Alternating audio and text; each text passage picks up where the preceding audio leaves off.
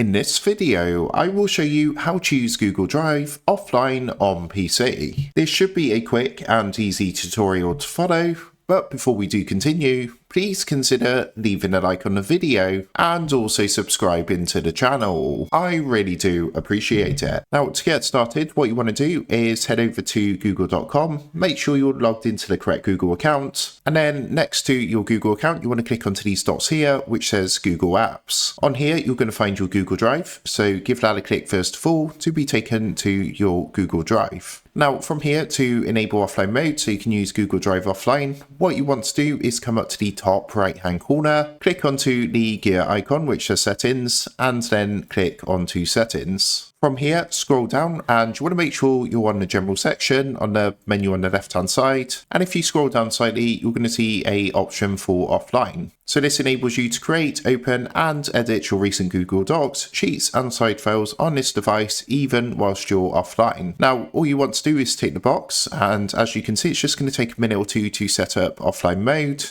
Once Google Drive has finished setting up for offline mode, what you can now do is start to use Google Drive offline. So you're going to see if I come back to my Google Drive, what I'm going to do is just disconnect from my internet. So I'm just going to go ahead and turn this off so I'm not connected to the internet. Now, as you can see, it says I'm offline, but you'll see I can still go ahead and access my documents and things like that, as you can see, and you can of course edit them and still do things whilst you're offline. Now, just one thing to note is, of course, when you're offline, if you try and go to any websites, of course you're going to get a message like this. So to get to Google Drive when you're offline, you want to come up to the address bar and just type drive.google.com.